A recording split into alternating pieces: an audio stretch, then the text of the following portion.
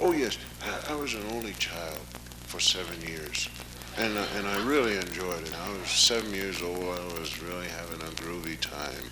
And when I was 7, I remember like everything. I was concerned with things that are cool, whatever is cool. And I remember one day my mother coming up to me and she says, you know, you're Protestant. I said, yeah. What month? And she said, no, it has nothing to do with how old you are or nothing like that. You know, she says, Protestant is a part of faith, and we're Methodists, you know, and she said, that's what you are. And I said, well, you know, I mean, is it cool? And she said, oh, yes, it's cool, it's cool. I said, well, what do Protestants say anything cool, Mom? My mother said, oh, yes, they say amen. I said, amen. Amen. That's really cool, man. And I went outside just saying, amen, you know. And I looked at old weird Harold. He was standing out there. I said, hey, Harold, I'm a Protestant. He said, yeah, amen. So we started walking down the street just collecting Protestants. Amen, amen, you know. And so then Harold and I, we went in and our mothers taught us a prayer, you see, when we were kids. And I'm sure the parents don't think when they teach you this prayer. Because when you're a kid, see, monsters live in your bedroom closet. I had 6 monsters lived in my bedroom closet, and thank goodness for covers, or else I would never have been alive today. Covers saved my life. My mother saved me a couple of times. She played the game, you know. Mom, monsters after me! You know, with the lights out. She come in, get out of here, and they go in the closet. My father didn't like the game at all, you know. He said, Dad, monsters! Let them eat you up. So then I had to go to the covers, Jack, when they come at me. Oh, right under, pull them covers over my head. Stay under there all night long. Because she says, monsters wait for you to come out, see. Then they start walking around the bed, you know. They can't touch covers. There's something magical about covers. They can't touch it. But they know, you know. They say, you gotta breathe sometime, kid. You know. But I was the fastest breather on earth, man. I'd take them covers, lift them up, just a little crack, then cover them right back up again, Jack. Yeah. Now, with that in mind, with 6 monsters in the closet in mind, and fear in your heart, when you kneel down to say your prayers, why give a kid a prayer like, now I lay me down to sleep, I pray the Lord my soul to keep. Mind you, it's all right up to that point, but then when you come to the line, if I should die before I wake, oh no, I'm not going to sleep tonight, that's all. I got 2 pots of coffee, man, walking around drinking coffee. 4 o'clock in the morning, still paroling around the place. Of course, Harold and I, we were the greatest. We were the greatest Protestants ever seen. We used to go to church every Sunday. And the cool thing about us was we didn't even open up the hymn book at all. Turn to hymn number 349. We didn't even bother that book. We were just like the older people in church. Of course, we didn't know the words, but we were the most beautiful fakers you've ever seen. We just look at somebody's lips across the way, you know, somebody that knew it. Oh, the brows and boulders high, as the roll of the Lord. I was so beautiful on O, I never looked at nobody on O. I just anticipated it, threw my head back. Oh, they love me on O in church. Look at that boy say oh, look at him. Oh, head just to shake it. And forevermore I was good at. Forevermore. And one time they changed it to forever now. Almost broke my neck. Forevermore now. Yeah, we were beautiful. Harold and I used to put Scotch tape around our fingertips when collection plate come around. Dink, how much you get? Quarter? Half. I get half.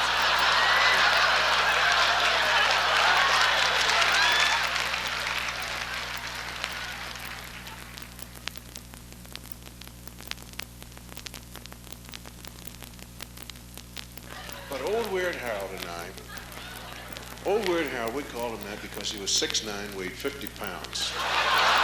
We used to use him to get the football out of the sewer. We used to go to every horror picture in the world. I'm telling you right now, we would go and we would see Frankenstein. We'd walk 100 miles to see Frankenstein. And mind you, we never saw the monster once.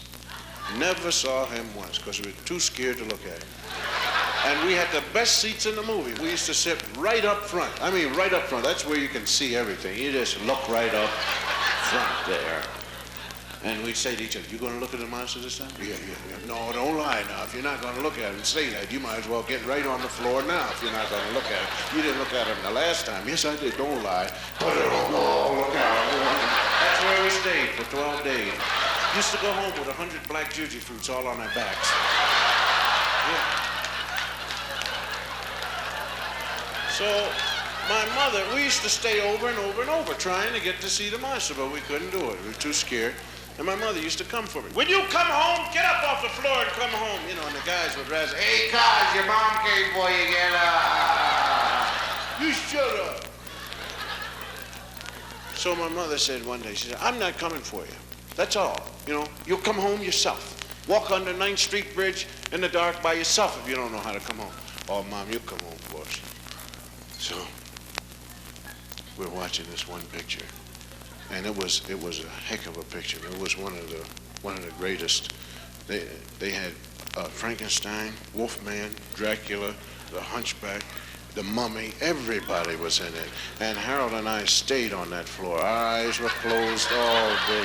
We never came up one time for air. Every time there was somebody on that screen we didn't want to see. The Mummy's in there now. Oh, we don't want to look. We don't want to look. And we sat through about 12 showings of the same picture. You gonna look this time? No, get up off the floor. No, I ain't getting up nowhere. It ain't gonna get me. So finally, during the cartoon, I got up and I looked around and I said, hey, Harold, there's nothing here but grown-ups. And Harold said, yeah, because that's what he always says whenever I'm right. He's my closest friend, you know. I said, ask that man what time it is. Hey, mister, what time is it? It's 10 o'clock. Oh, Harold, we're in trouble. 10 o'clock, yeah. 10 o'clock, that's when the monsters come out. And my mom didn't even come for us, man. Well, she said she would, yeah, but she's supposed to come for us, man. She's supposed to let us go home at 10 o'clock with all the monsters out and things, man. And we walk out of the movie crying, oh, we got home, 10 o'clock. Now, the walk home, 9th Street Bridge has no lights whatsoever, which is highly, well, it's the only way you are sick. You're talking about two scared kids just walking, you know, arm in arm. Not even picking our feet up off the ground because we want to be ready. If the monster touches us, we want to be ready to jump straight up to heaven. You know, when you pick one leg up, you take a chance on going sideways. You know, and we got our leg, we're just sending our toes out 6 feet ahead of us like radar. Kids coming, kids coming. And I'm telling you, really scared and ready to go any second. And I bumped into Harold. I said, Harold, did I bump into you? Harold said, no. I said, don't lie to me now, Harold. Because if I bumped into you, say that I bumped. Even if I didn't bump into you, Harold, say that I bumped into you. Because if I didn't, we're going to get eaten alive. You know that, don't you? Harold said, well, you bumped into me. I said, okay, don't lie anymore. Now, I don't know the name of the wino that came out of the alley that emptied onto the 9th Street Bridge. I don't even care what the guy's name is, man. All I know is that he was wrong. That's all I can say. He was pure D wrong. You just don't walk out of an alley that empties on the 9th Street Bridge without making some sort of announcement, warning little kids. Look out, little kids, coming home from the Astor movie after seeing a whole lot of horror monsters. There's nobody that can hurt you. It's just a little old wino. And he came out. Now, I'm sure while filling out the accident report on this man that the doctor said, what happened? I don't know. It was just 4 feet ran right up my chest, danced on my head for a half hour, and then ran straight down my back, doctor. But did they say anything? Yes. They said, ah! Did you see them at all? Yes, there was a little kid riding on top of a tall, skinny one, and he was beating him with a stick saying, faster, faster, you fool, you fool.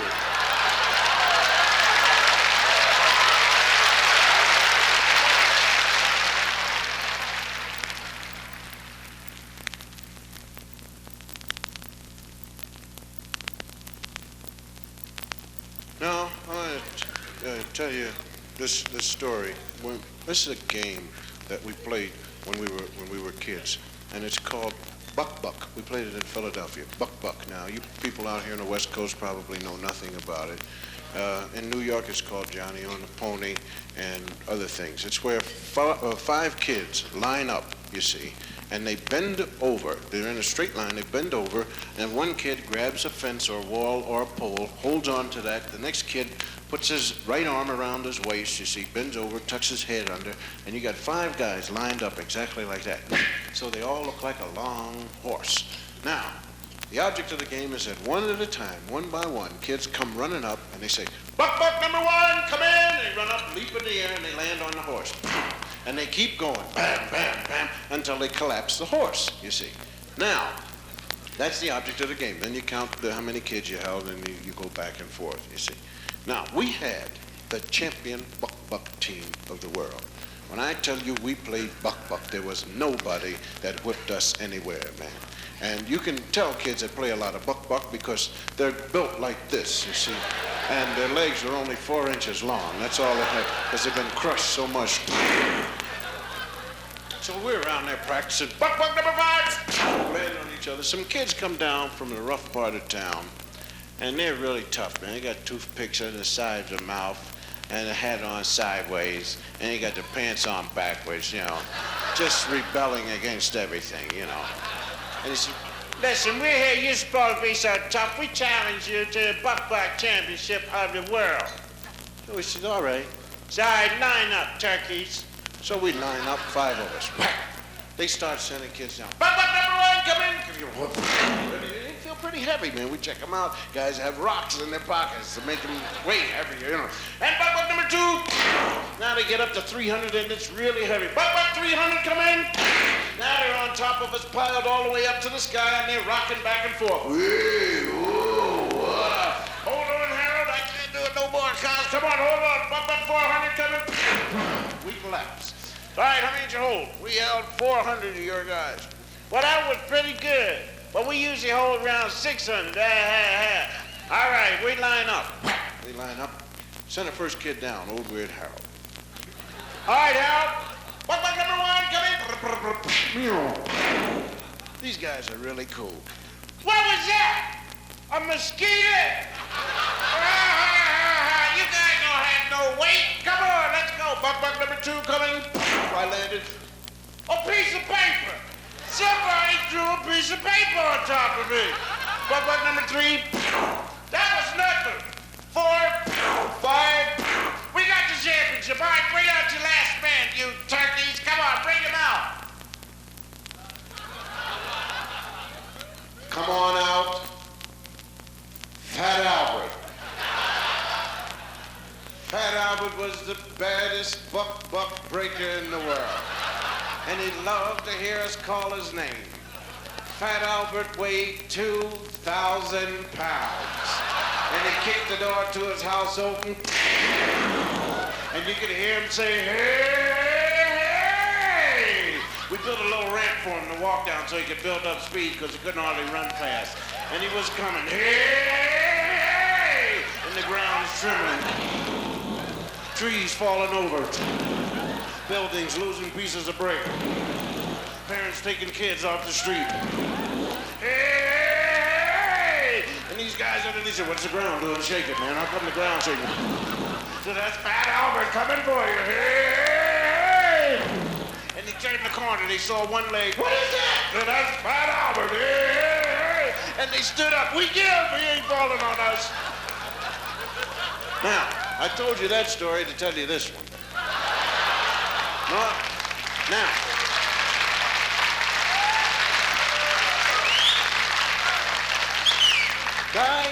guys in my neighborhood went to great lengths to scare anybody.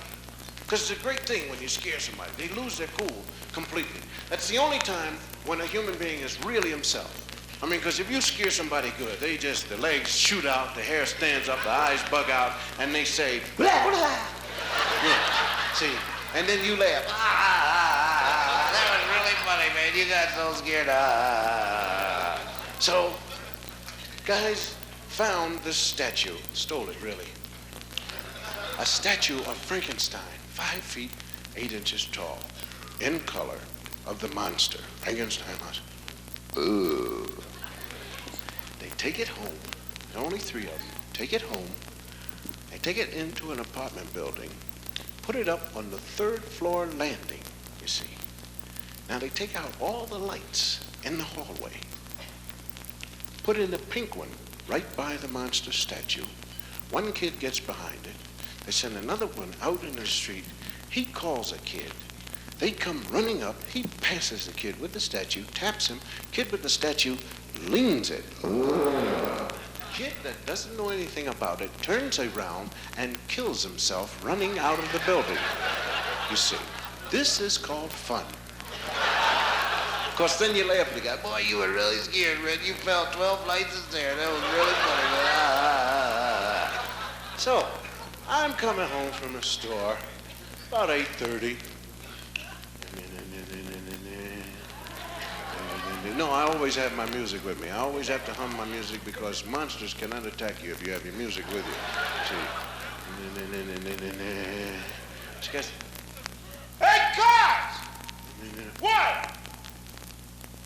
Come on over, man. You should see it. Herman's getting the beating. Let's go watch it. Herman? Yeah, I love to see Herman getting the beating. And I took, man, and I'm chasing after this guy. I can't wait, man, to see Herman getting the beating because I don't like Herman anyway. And he goes up the second flight and says, wait for me, man, wait for me. Don't go so fast. And he makes that turn around the 3rd, and I make the turn. The guy takes that. Out. I never touched one step. Ran 2 miles before I realized what had happened. When I turned around, they were right behind me laughing. God, you were really funny, man. God, rolling, kicking their feet up in the air on their back. You were really funny, boy. You were really cool, man. You just lost everything as well. Your hair was standing up and everything. That ain't funny, man. You can kill somebody like that. Suppose somebody would look at that statue and their heart just stop pumping right away. Or the guy would just fallen down some stairs and hurt himself. That ain't funny. Yeah, God, you just see yourself. It was really funny, man. You just went true. Didn't even touch one step, man. It's really cool, I'm telling you. Listen, guys, now you gotta get somebody. Yeah, that's right. Get up in the hallway. Get the statues up. Come on, we're gonna get somebody. I'm gonna scare somebody now, boy. It ain't gonna just be me, I tell you that. I get somebody killed around there. And it'll really be funny, because when they leave that statue on their lawn, that'll be it for them. And I'm waiting outside. Is the thing up? Yeah, okay. Wait, somebody gotta come sooner or later. I get somebody. And I hear off in the distance, hey! Fat Albert. Hey! I said, hey, Fat Albert, come here, man. You can see Herman. He's getting the beating. I like to see Herman get a beating. Hey! Now, Fat Albert is not too fast, see? So I run up and I grab him by the arm. Come on, Albert, hurry up. Hey! And I start hitting him behind the back. Hurry up, man. Did you see it before it's over? Hey! We go up the second flight. I start laughing because I know what it is. Come on, Albert, we get up to the 3rd flight, and the guy's there. Oh! I forgot I was behind him.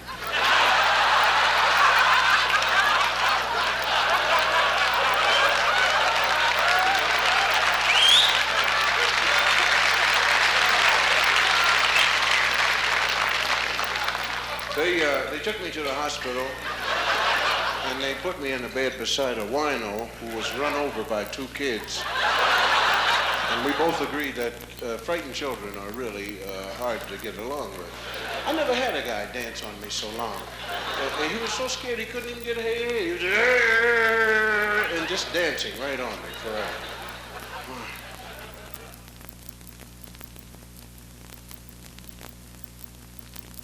You know, airplanes, all comics do routines on airplanes, and they get on, they talk about fear and stuff like that, see.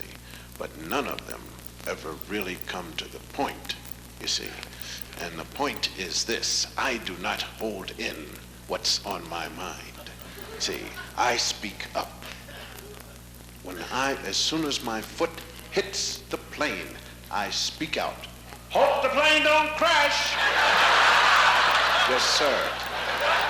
Yes, Speak right out. Sure, it shakes up a lot of people.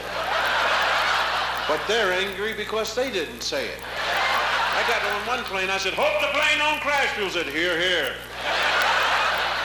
And it was the pilot. I'm telling you right now, a lot of you get drunk, you just, and then you say, we landed, always safe again, sober right up. Okay, good enough. And I'll tell you something else. I want to know when the plane is going down. I don't want any stewardess walking by saying, oh, no smoking, just for fun. No, sir. I want to prepare myself for that crash. Guy, the worst thing in the world to do is die while you're reading Life magazine. I want to be able to do all those dumb things that I've been preparing and think. I want to put my arms out, brace myself, just in case, you know. Sure, my wrist may wind up in my shoulder joint, but I still might, I want to wait until it's 6 inches from hitting and then jump up in the air. I want to do those things. I don't care if I get wiped out. And I want you to face reality, too. I've told my wife about this a million times. When that plane is going down, I am not thinking about my wife and daughters. I'm sorry. A lot of you may say, oh, that's bad. I'm saying to myself, why me?